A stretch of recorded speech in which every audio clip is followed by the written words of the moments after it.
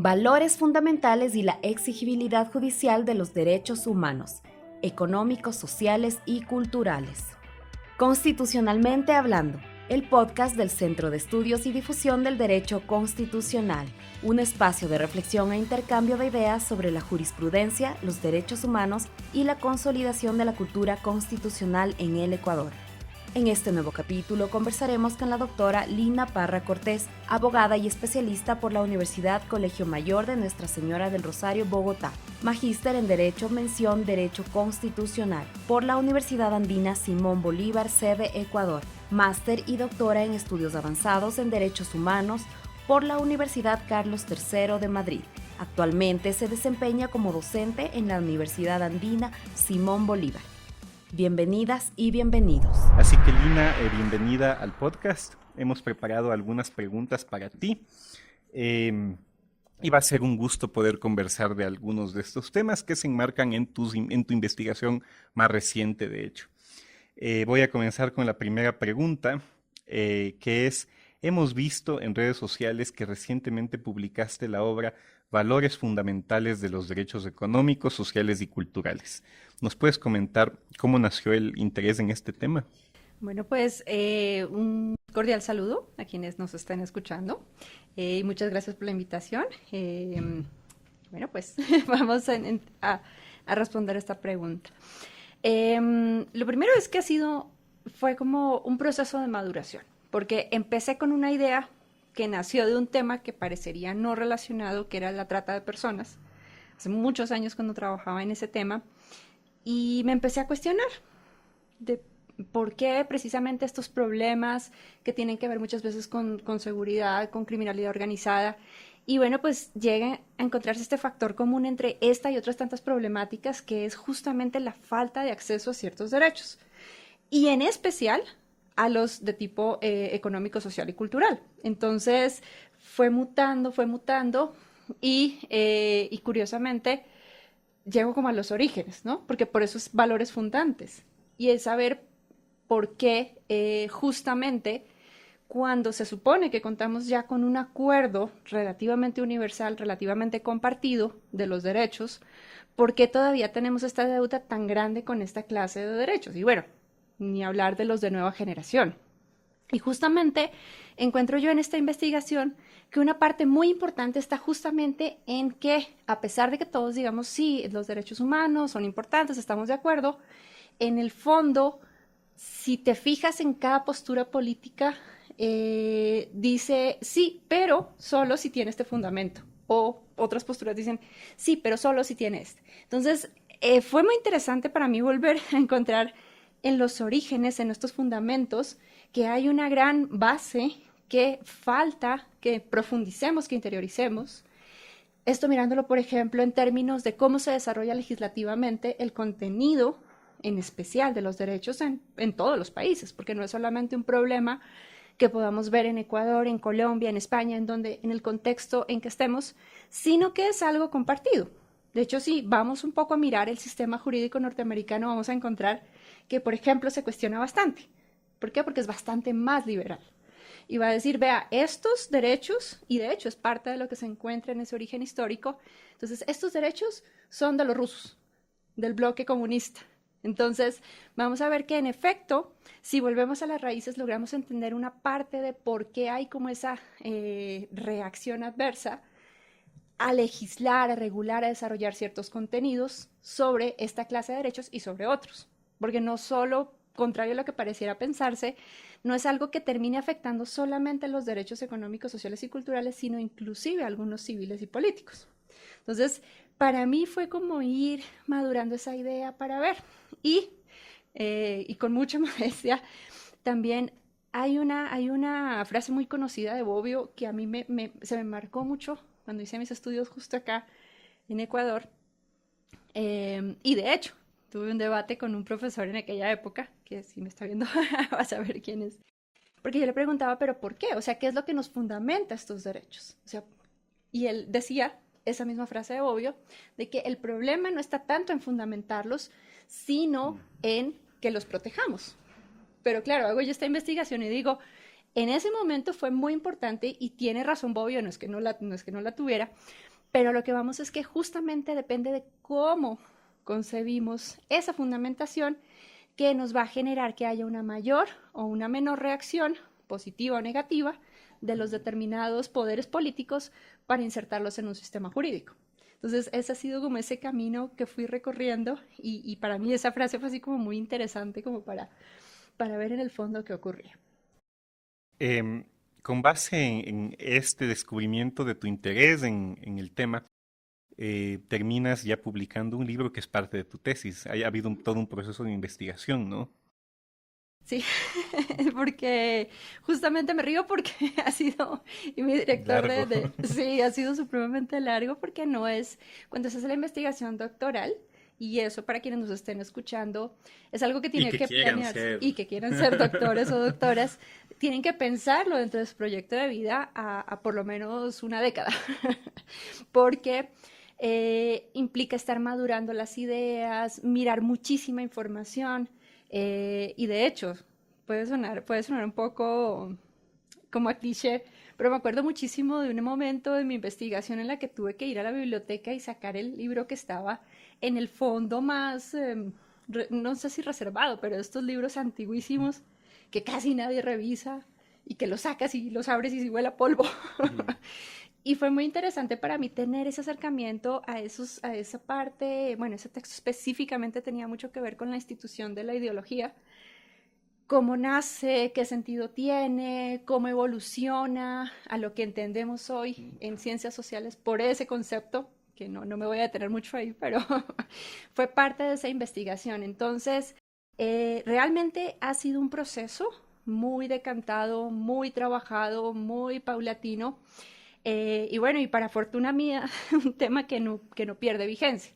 Entonces también es algo que en mi experiencia, por ejemplo, veo favorable. Pero, por ejemplo, hay tesis doctorales que no pueden plantearse hacer investigación empírica una década, porque pues no terminaría de recoger la información suficiente y de procesarla. Entonces, ha sido como este proceso para mí afortunado de un tema que no ha perdido vigencia. Interesantísimo. Tú has usado este concepto de raíces en tu primera explicación y eso se conecta con la siguiente pregunta. ¿Cuál es el fundamento filosófico de los DESC, derechos sociales, económicos y culturales? Muy bien. Bueno, pues justamente hay algo que es importante recordar, quizás para las personas que sean más jovencitas, y es que los derechos son una técnica para controlar el poder. Hay muchas, pero esta es una de tantas técnicas para controlar el poder. Entonces, en virtud de eso, van a tener un contenido que no puede ningún poder desconocer. Entonces, si vemos en el fondo, hay un gran contenido que todos comparten, y es la dignidad humana. Y de hecho, a veces en ciertos textos encontramos que los derechos son como el fin de, quizás el sistema jurídico, pero no, los derechos también son un medio para proteger y desarrollar esa dignidad humana. Entonces me parece a mí que uno de los grandes fundamentos de este tipo de derechos y de cualquier tipo de derechos es justamente la dignidad humana. Ahora, entramos así en cápsulas chiquititas de filosofía a mirar que justamente dependiendo de qué corrientes políticas veamos, vamos a encontrar que para algunas solamente alguno de los siguientes dos valores va a ser como el fundante. Entonces, para algunas que son muy precisamente de corte liberal, sería la libertad. ¿Por qué? Porque pues lo que se necesita es que el ser humano tenga la mayor cantidad de libertad posible para desarrollar su proyecto de vida, sus propósitos, su empresa, lo que quiera. Pero cuando vemos otras corrientes que son bastante más de corte social, y aquí no quiero simplificar, por eso no hablo tanto en términos partidarios, nos van a decir la igualdad. Y de hecho, son valores que a veces se piensa que están disociados. Pero justamente, y una de las cosas que encontré, perdón hacer cuña aquí, otro autor, que me pareció muy interesante en mi investigación, es un texto de Ricardo García Manrique que habla de la libertad para todos. Y básicamente nos pone en contraste y en relación la libertad y la igualdad. Y nos dice, son complementarios. Entonces, a mí me parece que estos dos también son base de los derechos, y coincido con García Manrique, en tanto que de nada nos sirve tener mucha libertad si no somos tratados de forma igual. Porque justamente es un valor relacional. La igualdad no la podemos entender y de hecho, ahí empezamos a ver, para quienes estén lidiando en este momento con clases de filosofía, son hermosas, solo que tienen que tener un poquito más de paciencia para encontrar este tipo de cosas, porque son valores que tienen una especie como de, digamos, un diferente apellido. ¿Por qué? Porque cuando uno hace enunciados del tipo Miguel es libre, se entiende por sí mismo, ¿cierto? Pero si decimos Miguel es igual, siempre tiene que haber una equivalencia, una relacionalidad. Claro. Entonces, no son valores que se contraponen como muchas veces se piensa, sino que son valores complementarios. Entonces, vamos ya en tres, la dignidad, la libertad y la igualdad. Y hay una escuela particular que es justamente donde yo hice los estudios de doctorado y de maestría en derechos humanos, que nos dice que además hay otro que es la solidaridad. Entonces, hay otras corrientes que dicen no, o sea, no, porque también tienen una corriente política muy de corte individualista. Y esto pues tiene que ver mucho con la evolución del pensamiento que viene desde la Ilustración, que nos hace como esta separación entre el mundo salvaje y el mundo civilizado, ¿cierto? Y nos dice aquí lo que nos interesa es el individuo. Pero, y esta es una de las cosas bien interesantes, es que en este momento, producto, por ejemplo, de constituciones como la de Ecuador y producto de ciertas investigaciones biológicas, vemos que el ser no se puede entender muchas veces desde ese punto de vista individualista, sino solidario. Y lo que vemos es justamente su relación con el medio. Entonces, volvemos al punto de depende. ¿De qué depende? Pues dependiendo justamente de qué postura política estemos hablando, de cuál sea la prioridad dentro de ese gobierno, vamos a encontrar que hay como más tendencias hacia un extremo, digámoslo, o hacia otro. ¿Y por qué hago esta antesala? Porque en este criterio personal, entiendo que habrá personas que no le compartan, la solidaridad sí es un valor fundante en tanto, por una parte, nos permite regular la vida en sociedad, porque no somos seres que vivimos, bueno, en la pandemia, en los momentos más graves éramos unas unidades encerradas, los que teníamos la posibilidad también de estar encerrados en la casa, ¿no? Porque claro, la mayoría de las personas que viven al día a día no pudieron, pero a lo que voy es que el ser humano no es un ente que pueda vivir por sí mismo. Y de hecho, si miramos estas relaciones sociales que han visto los sociólogos más clásicos, de los que más habla de este tema, por ejemplo, que es de los clásicos de Durkheim y todo este tipo de solidaridades, nos explican que el ser humano no vive solo, que hace parte de una colectividad y que en virtud de eso se construyen determinadas relaciones políticas. Y dependiendo de cómo se inserta en su comunidad, pues obviamente habrá un tipo de relaciones u otras. Y también, para no ahondar mucho, la solidaridad ha sido muchas veces confundida con la caridad. Y son cosas completamente diferentes. ¿Por qué? Porque la solidaridad es lo que nos explica, y de hecho es una de las cosas que si lo pensamos desde otras ramas del derecho, nos explican que sí sea un valor fundante de la solidaridad, por ejemplo, a los impuestos. ¿Cierto? Porque, ¿qué otra cosa nos explica? Bueno, muchas, pero digo, entre otras tantas, desde lo más esencial, que tengamos que pagar impuestos. ¿Por qué? Porque hacemos parte de una comunidad política que con esos impuestos principalmente sustenta los gastos de quien administra el Estado, ¿cierto? Y no por ello estamos diciendo justamente que es un sistema que de la nada, ¿cierto? Se justifica que yo pague impuestos, ¿no? Otra, por ejemplo, la seguridad social. Claro. La seguridad social es una figura fuertemente basada en la solidaridad. Y bueno, veamos si ya a futuro me da la vida para terminar algunas investigaciones. Y ahora que precisamente hablamos desde el paradigma de derechos de la naturaleza, ¿cierto?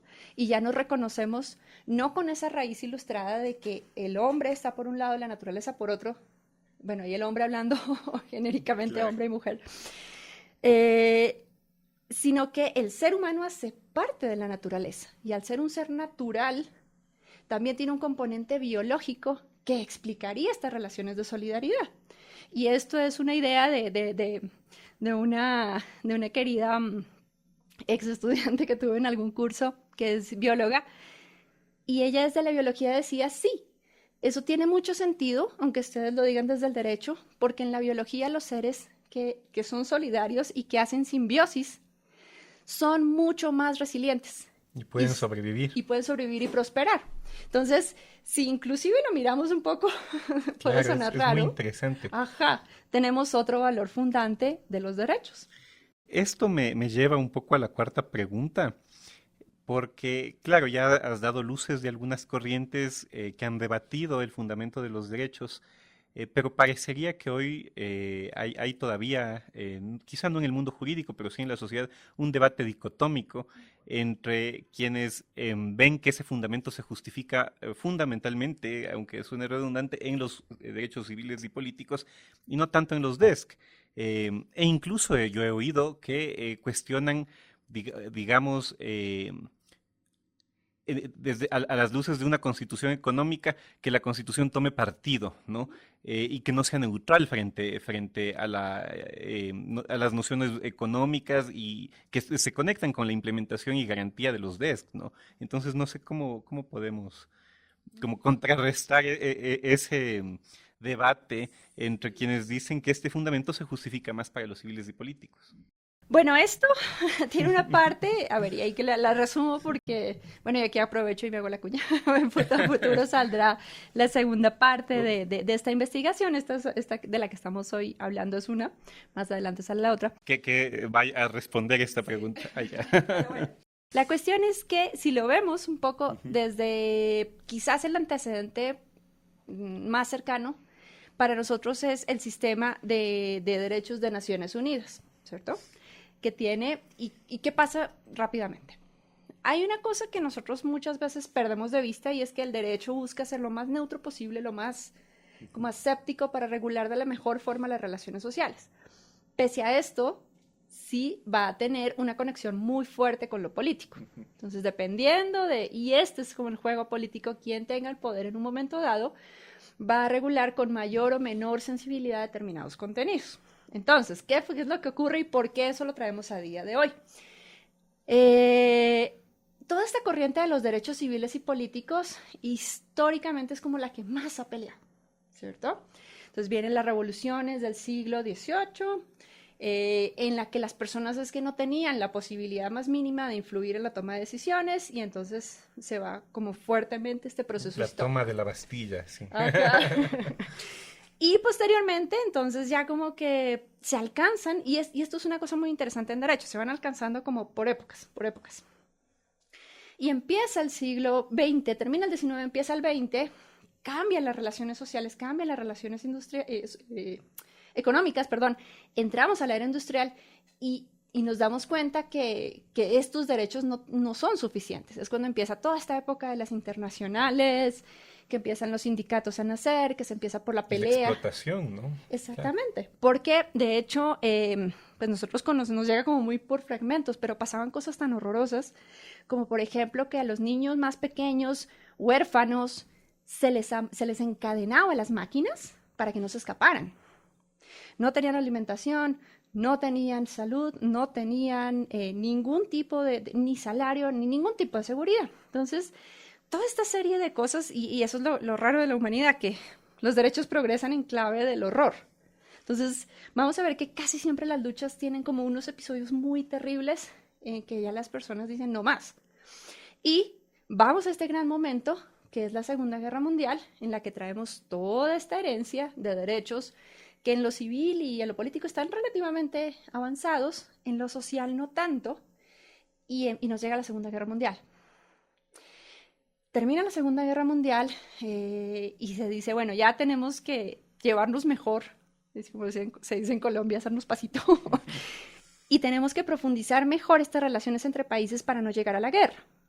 Bueno, pero ¿cómo lo hacemos? Y entonces surge de nuevo esta técnica de los derechos para limitar todos los poderes. Entonces todo el mundo empieza a negociar y a decir, bueno, ¿cómo nos inventamos esto? Entonces se habla en clave de mínimos. y tenemos la Declaración Universal, ¿cierto? Pero, como todo en la vida, hay que reglamentarlo y desarrollarlo. Cuando llega el momento de empezar a crear los grandes pactos, pues entonces, y esto no es secreto para nadie, los dos grandes bloques económicos, por una parte el capitalista, que estaba principalmente representado por Estados Unidos, y por el otro el comunista, principalmente representado por Unión Soviética, no se podían ver. Entonces, y empieza como esta separación de caminos, y ahí es donde estas ideas precisamente de lo que políticamente debe ser, empiezan a tomar rumbos diferentes. Y por eso es que tenemos por un lado el Pacto Internacional de Derechos civiles y políticos, y por el otro el Pacto de Derechos Económicos, Sociales y Culturales. Y entonces empieza el lobby cada uno por un camino separado. Y ahí hay un primer hito importante que nos explica justamente esto que tú me preguntas, pero ¿por qué todavía hay personas que no lo conciben como verdaderos derechos? Y obviamente, desde ahí, y también para nadie es secreto que el lobby tiene un gran papel en lo que finalmente termina regulándose, tanto en ese momento en el derecho internacional como en los derechos nacionales, pues nos vamos arrastrando esa corriente de decir, solo estos son verdaderos derechos. Y pues no es, y no voy a decir quién tiene la razón, cada cual puede ir haciendo sus conclusiones, pero una corriente dice, ¿por qué? Porque es que yo no necesito tanto Estado, yo no necesito tanto control público, yo lo que necesito es que me dejen emprender y hacer las cosas según yo considero. Pero, y ahí es donde a la gente se le olvida que viene bien ver la historia. Las historias de los países son diferentes. La historia de Estados Unidos no es la misma historia de la Unión Soviética, no es la misma historia de Latinoamérica. Y entonces eso justifica también de alguna forma por qué se tiene esa postura, ¿cierto? ¿Por qué? Porque es esta persecución a unos grupos humanos, se me va ahorita el dato, que les obliga a huir porque no pueden ejercer su religión. Y entonces, así simplificado, al estilo de Diana Uribe, los montan en un barco, váyase, y vaya a emprender. Entonces, hay como toda esta tradición y todos estos valores que justifican eventualmente por qué se conciben estas ideas así. Y perdón si estoy simplificando, es un poco en clave de modelo porque claro, hay muchas cosas más. Pero ¿qué pasa, mientras tanto, en el otro bloque? Que se dice, bueno, pues tenemos una serie de organización, podemos tomar decisiones, pero ¿y de qué nos sirve esto? Si estamos en el invierno más salvaje y no tenemos nada que comer, o no podemos trabajar, o no tenemos educación. Entonces también empieza a justificarse por ciertas condiciones, cómo se desarrollan, cómo resuelven los conflictos los pueblos, y se genera este conjunto de ideas que dicen, vea, esto es lo que tenemos que proteger. Y obviamente pues ya la parte política como tal de la diplomacia que hace que se vaya por diferentes rumbos. Y justamente ya para cerrar esta respuesta, para no extenderme más, vamos a ver que, y esa es una cosa curiosísima que yo encontré en mi investigación, es que los derechos económicos, sociales y culturales avanzan cada 10 años. ¿Por qué? Porque se aprueba, se negocia el pacto, pero no se termina de firmar. Luego se aprueba con el mínimo de países y a los 10 años es que ya se logran establecer algunos mecanismos. 10 años después, otra vez ocurre un salto. Entonces, ha sido una particularidad que yo encontré con el desarrollo desde los derechos sociales. Qué interesante. Y es que cada 10 años se desarrolla. Y de hecho, solo una anécdota, cuando estaba ya casi al finalizar mi tesis, estaba por aprobarse el Mecanismo Internacional de Naciones Unidas para velar por el cumplimiento del PIDESC, del Pacto Internacional de Derechos Económicos, Sociales y Culturales. Y claro, pues hay que estar precisamente antes de depositar la tesis mirando que no se desactualice. Y justo firmó un país y entró en vigor este mecanismo. Entonces adivinen quién tuvo que ir, borrar, corregir. y coincidían la regla de los 10 años. Me parece súper interesante ese dato. Y eso nos sirve para aterrizar un poco en Ecuador y en la siguiente pregunta. Dice, varios derechos reconocidos internacionalmente como parte de este grupo son identificados en la Constitución del Ecuador como derechos del buen vivir. ¿Consideras que ese calificativo tiene alguna trascendencia especial o solo se traduce en un cambio de denominación? A ver, voy a darte dos respuestas. La relativamente simple, y es que para algunas personas en efecto puede ser un simple cambio nominal. Pero se me escapa ahorita el nombre de esta persona que acuñó algo muy cierto, y es que lo que no se nombra no existe. Entonces, no termina siendo al final del día tan solo un cambio nominal, sino un reconocimiento con palabras, digámoslo, castizas propias de algo que existía con otro nombre. Entonces, en ese sentido, me parece a mí que es importante en términos de que, aunque en el fondo, digamos que el contenido no difiera, sí conlleva un reconocimiento importante a otras formas de pensamiento.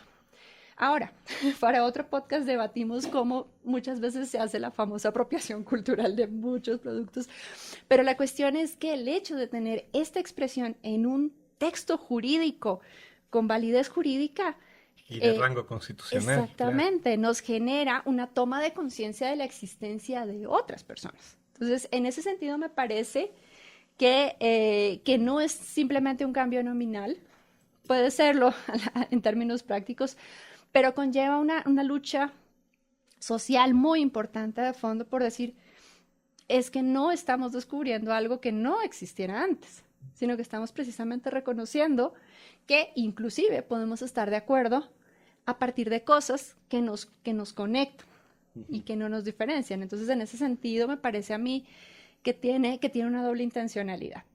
Ahora vamos a llevar la discusión un poco más allá del ámbito puramente filosófico con esta pregunta que dice, independientemente del debate teórico, es claro que existe un reconocimiento internacional y constitucional creciente, así como un desarrollo conceptual de los DESC. Sin embargo, su cumplimiento efectivo es un tema actual en el derecho constitucional. ¿Cómo podemos evitar que estos derechos se queden en las declaraciones de buenas intenciones? Vamos aterrizando. Sí. Bueno, pasando al plano filosófico, que pareciera que no es importante, pero es muy importante, justamente. Sustancial para tener esa discusión. Exactamente. Vamos a ver que dentro del desarrollo de los derechos, pues está una gran parte, que esto lo explicado en términos ferrayolianos.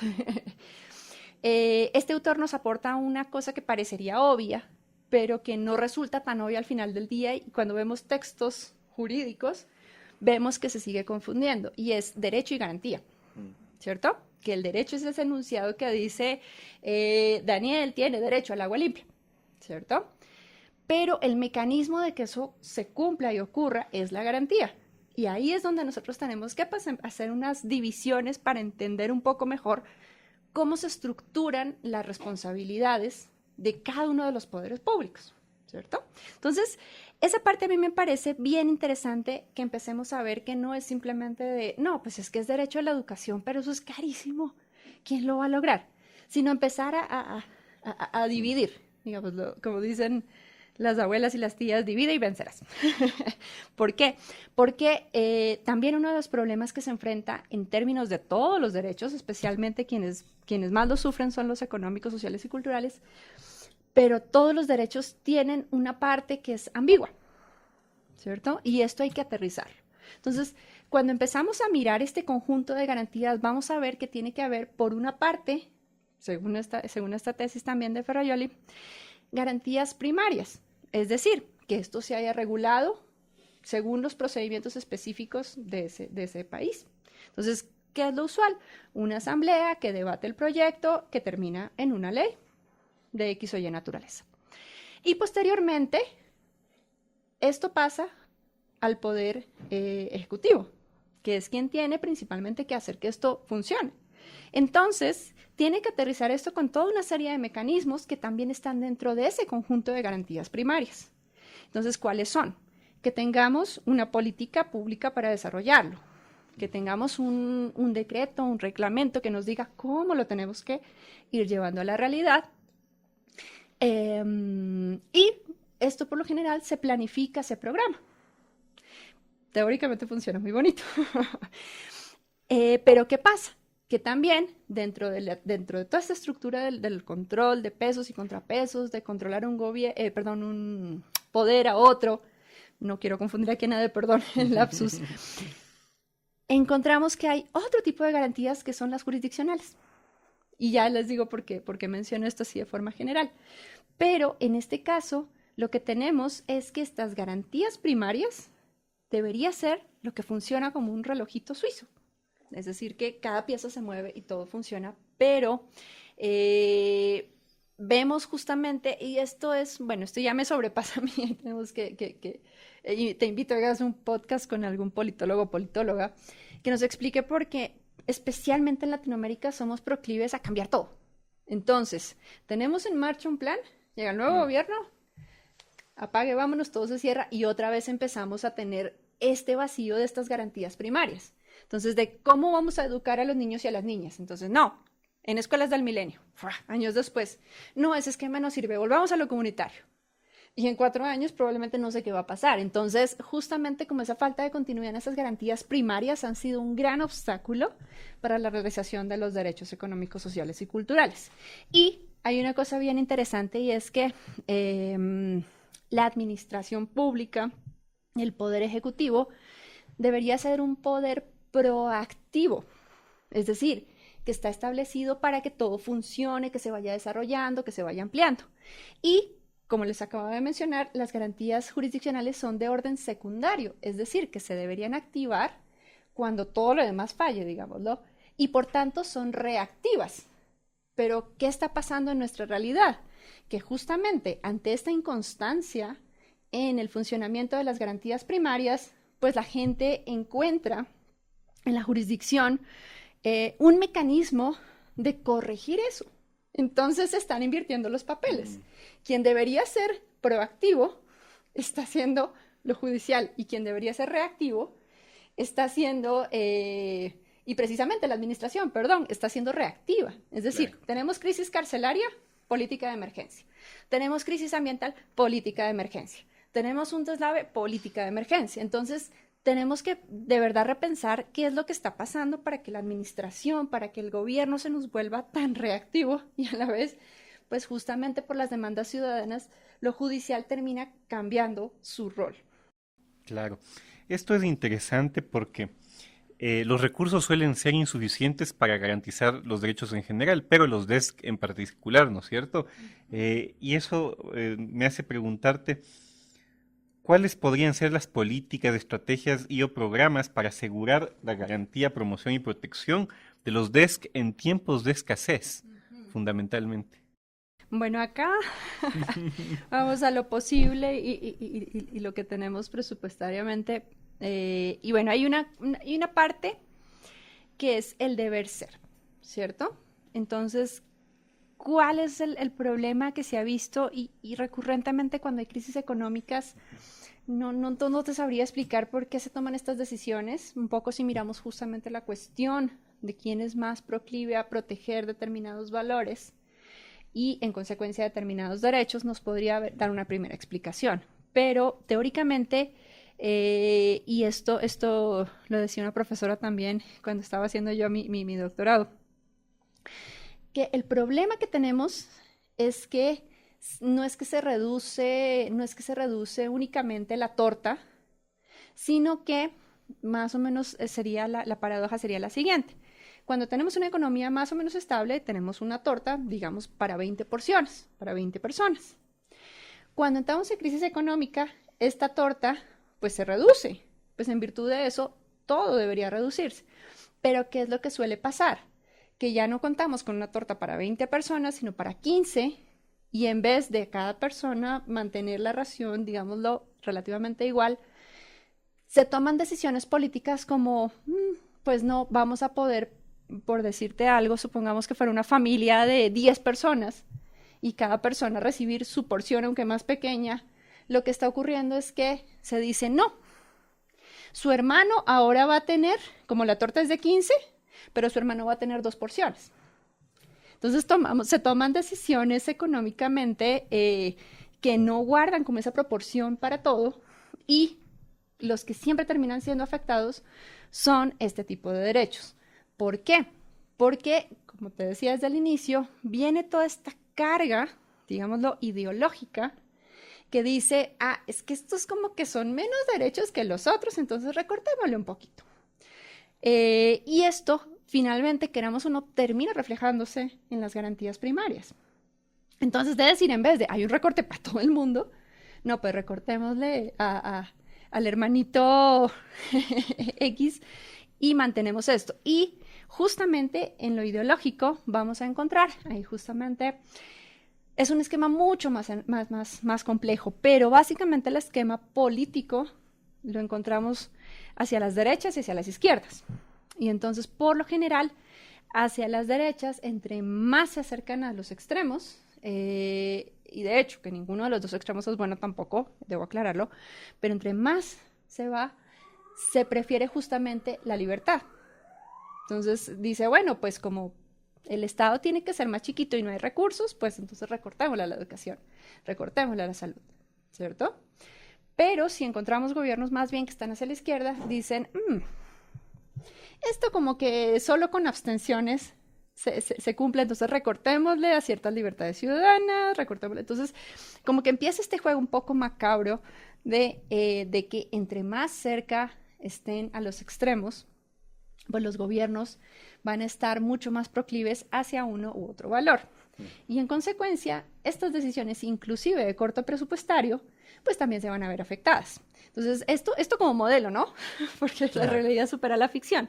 Pero básicamente es una de las cosas que encontramos, pero que además parte también, y esto es muy grave, porque parte de una falacia que es esta, que de hecho, yo siempre en mis clases y en muchos espacios le digo a la gente que figuras como, por ejemplo, la generación de derechos solamente es para explicar cómo evolucionó históricamente, no porque alguno sea mejor que otro, sea más importante que otro, y lo mismo en términos de lo que conllevan los derechos. ¿Por qué? Porque algunas personas los diferencian, y de hecho es un error, diciendo, estos derechos se diferencian de estos por este contenido. Me explico. Algunos dicen, los derechos civiles se diferencian de los económicos porque los económicos implican costo, mientras que los otros no. Y eso no es cierto. O vaya usted, dígale al policía de la esquina, señores, que usted es derecho civil, entonces yo no le pago. Entonces, esto es muy interesante justo y cómo lo releva desde la Academia Norteamericana un par de autores, que son Sunstein y se me escapa el otro nombre, pero en un libro muy recomendado que se llama El costo de los derechos, que nos dice, ambos cuestan. Ambos cuestan, claro. Exactamente. Entonces, es importante quitarnos esa idea de que eso es lo que los diferencia, porque tienen de las mismas, los derechos comparten estas características, dependerá del contenido, porque algunos sociales con simples abstenciones se protegen, por ejemplo, y es lo que nos explica que las herramientas de trabajo no sean algo que se pueda embargar. Entonces, fíjate, eso es algo de abstención que me ayuda a proteger un derecho social, en este caso el trabajo. Entonces, si vemos al final del día, hay que saber estos contenidos de una índole o de otra que me implican también un presupuesto. Entonces, también hay una parte que ya podríamos ver en cuanto a, 1, ¿cuánto presupuesto tenemos? 2, ¿cómo podemos hacer que determinadas normas no sean tan rígidas en términos de que si no tengo la partida presupuestaria, pues tengo que reajustarla?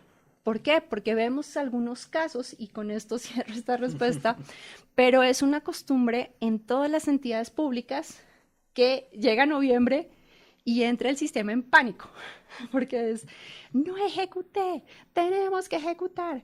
¿Por qué? Porque si no se ejecuta ese presupuesto, al año siguiente se reduce, como una especie de castigo. Y necesariamente ese gasto quizás vaya a gasto de inversión social, quizás no. Entonces, este tipo de cosas tenemos que verlas con mucho más ojo crítico, con un criterio mucho más técnico, para no simplemente mantener proformas presupuestarias absolutamente rígidas año tras año, sin mirar realmente, por una parte, cuánto ingresa, cuánto sale y, sobre todo, cuánto se debe gastar en inversión social. Y ahí sí, aquí con esto sí termino, y por ejemplo, una de las cosas importantes que nos demuestra justamente que aunque tengamos garantías primarias, no necesariamente el poder se compromete muchas veces a cumplirlas, es que hay una disposición en la Constitución supremamente fuerte que nos dice que tal porcentaje se debe dedicar al gasto social, ¿cierto? A este tipo de derechos. Y ahí les invito a quienes no sé si quieran investigar, hacer su tesis de pregrado, de posgrado, a contrastar efectivamente qué está pasando, cómo se ha comportado el cumplimiento de esta norma año con año. Y sobre todo teniendo en cuenta que en Ecuador hay un problema y es que el presupuesto tiene una forma de instrumento que no puede ser controlado por lo jurisdiccional. Se nos escapó del sistema de garantías secundarias. Y no sabemos finalmente cómo podría eventualmente corregirse para un control dentro de las primarias, ¿no? Porque el presupuesto es un elemento tremendamente político que tienen que debatir ejecutivo y legislativo, ¿no? Pero miremos justamente este tipo de cosas que son problemas de actualidad y que todavía tenemos mucho que decir aquí en el país con relación a qué hacemos cuando tenemos escasez. Muy interesante. Esta pregunta creo que te va a gustar mucho porque de algún modo complementa lo que hemos venido hablando y dice, un debate recurrente en décadas pasadas ha sido el de la exigibilidad judicial de los DESC. Al respecto, ¿cuáles consideras que son los retos actuales para las juezas y jueces ecuatorianos y especialmente para la Corte Constitucional? Bueno, vamos. Aquí me voy a dar gusto. Bueno, vamos a empezar justamente hablando de una primera idea que es como lo que se percibe, ¿no? Es como tenemos un problema de un incumplimiento de un derecho social, vámonos con una acción de protección, ya es problema del juez. Y entonces, bueno, vamos por partes. Entonces, lo primero, cuando tenemos este tipo de conflictos, usualmente, ¿qué es lo que sale a la luz pública? Es que la Corte Constitucional no puede tomarse el papel ni del Ejecutivo ni del Legislativo, no puede sustituirlo, no puede. Pero esto viene precisamente un poco por todo esto que te he comentado, todas estas falsas ideas, ¿cierto? Es un primer elemento. Y además, porque se piensa que los jueces y juezas, por una parte, y es una objeción que se suele hacer, que no tienen capacidad institucional para tomar estas decisiones, es decir, que dentro de las herramientas procesales no puede salirse de ahí, ¿cierto? Y que no tiene esa capacidad para pensar, digámoslo en términos coloquiales, a pensar el país más allá de su oficina, de su despacho. Una objeción que se suele hacer. Y la otra, la de ilegitimidad. Y es como, yo voté por la asamblea, yo no voté por los jueces. Entonces usted no puede estar legislando. Estas típicas, objeciones son lo primero que salta, ¿cierto? Pero entonces hay que empezar también a dividir la cuestión. ¿Por qué? Porque por una parte, vamos a ver, como les voy a comentar a continuación, la capacidad no es que los jueces tengan que desplazar a los otros poderes, pero tampoco es que no puedan obtener información diferente. Entonces también se piensa muchísimo en este esquema de jurisdicción muy clásico, muy del siglo XIX, de que llega una demanda, el juez coge el código, mira los hechos, dice quién tiene la razón y se acabó. Pero nosotros estamos viendo que el derecho constitucional evolucionó, la práctica constitucional evolucionó y hay ciertos mecanismos que de hecho se han puesto en funcionamiento en muchas jurisdicciones, Ecuador, Colombia, otros países más lejanos. Y aquí les dejo solamente esta ideita, que es la famosa justicia dialógica, que nos dice es que el juez no tiene que tomar la decisión por el Ejecutivo ni por el Legislativo, pero sí los tiene que escuchar. Entonces, por ejemplo, esa objeción de incapacidad, vamos a ver que no es que el juez tenga que abrogarse ese poder, sino que tiene que llamarlos y escucharlos a ver qué fue lo que pasó. Y ya les cuento un poco más en clave de qué.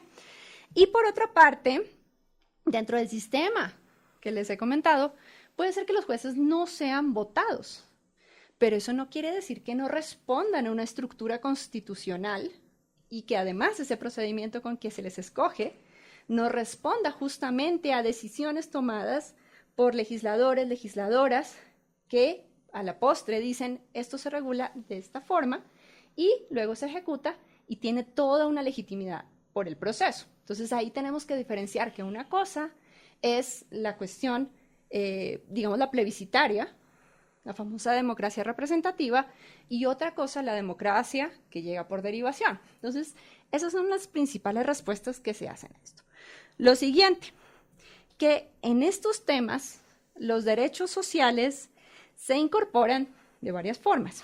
La primera que debería ser la que debería funcionar perfecta y es justamente desde el diseño de implementación. Pero como ya hemos visto, hay problemas. Por una parte, o no se legisla completo, o no se da el presupuesto completo, etcétera, etcétera. Y entonces cuando esto pasa, justamente, pues los grupos de personas van a los jueces y dicen, oiga, señor juez, ¿qué pasó? Entonces, en ese momento entra la jurisdicción. Y ahí viene otra división que tenemos que tener en cuenta. Y es que las cortes no actúan solo de una forma, sino que dependerá también de cómo se componen, qué piensa un juez, qué piensa otro juez, qué piensa una jueza, qué piensa la otra, porque justamente es lo que te comentaba, cada persona, cada estructura del derecho se puede dotar del contenido que quiera si, por ejemplo, es mucho más abierta hacia ciertos contenidos políticos. Entonces, dependerá de estos factores que veamos que las cortes, que los jueces puedan actuar de tres formas. Una, ser deferentes con estos poderes. Es decir, sí, ahí está la política, yo no me meto, yo no tengo nada que hacer, señor ministerio, señor GAT, lo que sea, usted haga, yo no le topo nada, ¿cierto? La otra, y esto basándome en estudios, ¿no? La otra es la razonable, que dice, a ver, momentito, yo estoy aquí para mirar qué está pasando. Entonces, déjeme ver los hechos, déjeme ver el derecho, y yo le digo qué está fallando y busco un correctivo. Entonces, es un poco como el famoso punto medio. Y el otro punto es la activista. Entonces, la cuestión es que siempre a las cortes inmediatamente se dice, están tomando determinadas decisiones y ya de cajón se dice, son activistas. Pero además, algo muy interesante que a veces se pierde de vista es que hay activismo de dos tipos. El activismo conservador y el activismo progresista. ¿Por qué? Porque si vemos, por ejemplo, este es un ejemplo así de academia clásico, cuando se logró en Estados Unidos a principios del siglo XX la regulación de las 8 horas de trabajo, la Corte Suprema norteamericana tumbó esa regulación. Eso es un activismo conservador, porque decía que una regulación de ese tipo coartaba la libertad del empresario y de quien vendía su fuerza de trabajo para negociarla.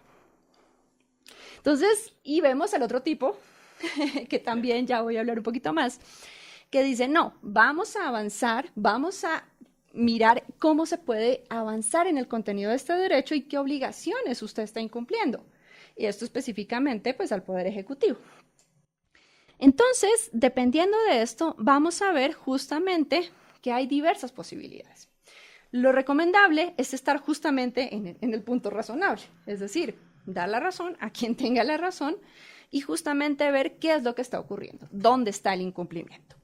Y qué ocurre también, que usualmente cuando hablamos de DESC se dice, no, es que si es derecho a la vivienda, ya tiene que dar la casa. Si es derecho al trabajo, no, tiene que restituirlo y darle el trabajo. Entonces, se ve solamente desde una faceta el contenido del derecho. Y como te comentaba hace un rato, los derechos son complejos. Y hay que ver efectivamente qué faceta es la que se está desprotegiendo, que está ocurriendo. Entonces, muchas veces se piensa que es una cuestión de todo o nada, y los jueces entran en crisis cuando reciben ese tipo de casos, pero lo que tienen que ver son ciertas cosas. Entonces, por ejemplo, cosas que tienen que ver. Hacer un control, por ejemplo, de tipo procedimental. Es decir, un caso de jubilación. Y vamos a ver en el fondo que la persona que ha interpuesto una determinada acción alega, por ejemplo, que se le está discriminando del goce de derechos. Entonces, fíjate que en ese caso no es que está generando el juez un derecho a la jubilación, sino que mira si a esta persona se le está discriminando, se le está tratando de forma diferente. Claro, y así con todos los casos, ¿no? De repente el problema que puede haber es cómo termina el titular saliendo, pero digamos en el análisis objetivo que hacen los jueces es mucho más complejo. El siguiente, si se está implementando la política pública. Ejemplo, aquí en Ecuador, terremoto 2016. Se construye una política de reconstrucción de las viviendas. Entonces, un año después, las personas llegan, oiga, señor juez, a mí el Ministerio de Vivienda me dijo que yo soy beneficiario y no me adjudican, no me incluyen en el programa. Entonces, fíjate, es otro tipo de control que se puede hacer sobre estos derechos. Tercera cosa que pueden hacer los jueces y juezas, mirar justamente si la política pública está acorde con la constitucionalidad y con los instrumentos internacionales. Entonces, por decirte, política de acceso a estudios universitarios. Y resulta que, por ejemplo, una persona con una discapacidad visual no puede acceder porque no puede acceder literalmente a la plataforma donde puede participar. Entonces, fíjate que hay otro tipo de control. Y sobre todo este ejemplo me hace acordarme de algo muy importante, y es que también se suele pensar que los derechos económicos, sociales y culturales van como por su lado, que no van conectados a nada. Pero precisamente, si hay algo que tienen los derechos de todo tipo, es que están interconectados. ¿Por qué? Porque finalmente el derecho a la educación te va a permitir el día de mañana ejercer de manera informada tu derecho al voto. O inclusive, si te educas, puedes participar en unas elecciones, ¿cierto? Hacer el derecho de participación por activa.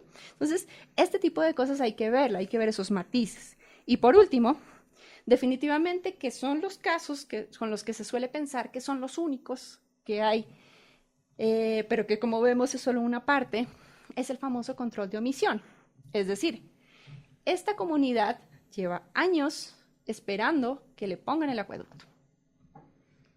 Entonces, la única forma posible de cumplir su derecho al agua sería poner el acueducto, ¿cierto? El servicio de agua.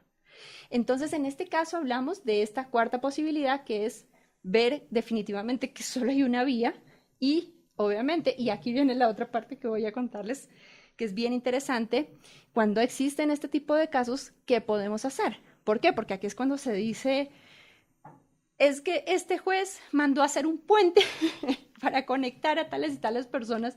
Entonces, claro, obviamente esto dice uno, pero ¿qué pasó acá? Entonces hay que ver de fondo, bueno, por una parte, si en este caso responde al ejercicio de un derecho, hay todo un antecedente y no simplemente se está abrogando poderes que no debería este juez o jueza, ¿cierto? Y si en efecto es la única vía. Entonces, en este tipo de casos, y es algo que los jueces no deben perder de vista, es que los jueces no tienen por qué crear la política pública en estricto sentido, sino que precisamente tienen una serie de opciones, que ya con esto voy cerrando este circulito, que está estudiado precisamente, esta mi fuente, es un estudio que se hizo en Colombia, lo lideró César Rodríguez, que nos dice, mire, cuando tenemos problemas estructurales, en términos de lo que se conoce como el estado de cosas inconstitucional, que bien puede ser para derechos civiles o derechos económicos, sociales y culturales o cualquier otro tipo de derecho, dice, cuando lo que investigamos nos hemos dado cuenta que cuando los jueces hacen un reconocimiento muy fuerte de derechos y además son quienes diseñan el remedio y lo hacen de una forma fuerte, y luego no hacen seguimiento, los resultados sociales son muy pocos. Y ahí es cuando vienen este tipo de cuestionamientos que dicen, usted no tenía que entrar a diseñar la política carcelaria, que esto justamente es uno de los casos que se investiga en esta fuente que les comento. Pero dice, cuando hemos visto otro tipo de casos en los que, en efecto, se reconoce que hay una violación de derechos, y se declara que tiene que haber un contenido muy fuerte, pero la orden es moderada. Es decir, la construimos con el Ejecutivo, la construimos en términos específicos con un ministerio, la construimos con la alcaldía, cambia el panorama. ¿Por qué? Porque aquí justamente nos está abrogando esas funciones que no tienen por qué abrogarse. ¿Por qué? Porque no sabe el presupuesto, no cuenta con toda esta información. Un poco guardando las distancias, pero fue lo que pasó con la sentencia de medicamentos. Que no fue que la Corte Constitucional dijo medicamentos para todos aquí en Ecuador, sino que hizo una serie de audiencias que yo recuerdo que duraron bastantes días y escuchaban, y escuchaban, y escuchaban, y escuchaban. Y cuando fueron a construir precisamente los remedios, siguieron escuchando. Ahora, ahí lo que tenemos que hacer es la otra parte de la ecuación, y es que cuando hay un seguimiento fuerte, los resultados son buenos. Claro.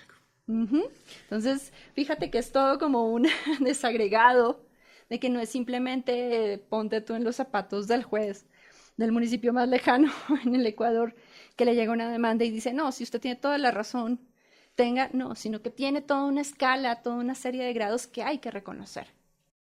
Bueno, lleguemos a cerrar esta maravillosa disertación tuya, Lina, con una pregunta que también creo que va a ser de mucho interés para quienes nos escuchan y dice, ¿consideras las actuales crisis institucionales y de seguridad en América Latina y que avisoran un debilitamiento o fin del Estado garante de derechos como una amenaza a la protección a los derechos, sobre todo a los DESC en la región? Bueno, esta es precisamente una de las, y les decía yo al inicio, una de las preguntas más difíciles. ¿Por qué? Porque justamente creo yo que una primera parte de la explicación la podemos encontrar en los retrocesos que hay.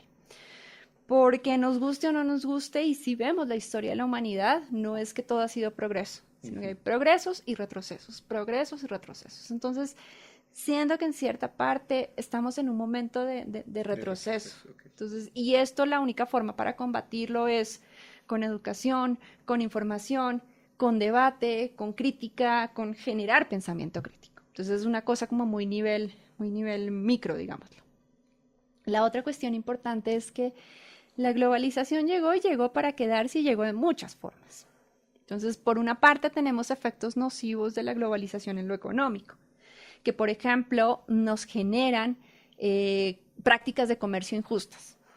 Entonces, típico de esto, las fábricas de esta fast fashion que le llaman moda rápida, que mientras aquí una comunidad se demora 6 meses haciendo con técnicas tradicionales determinados tejidos y productos, se hacen en países altamente industrializados con muy pocas regulaciones de derechos en 10 días y cuestan una 10ª parte, pero obviamente tiene toda una serie de problemas de derechos detrás. Entonces, esto es algo que no solo nos pasa acá, le pasa a todo el mundo, y por eso se habla un poco de lo del norte global, el sur global. El sur global, sobre todo, tiene estos problemas y hay una seria competencia económica entre los países del sur global. Entonces, hay una parte que tenemos que empezar a generar nuevas ideas de cómo le podemos hacer una garantía que realmente funcione en lo internacional. ¿Por qué? Porque los centros de poder se nos están desplazando y además los centros de creación de derecho también.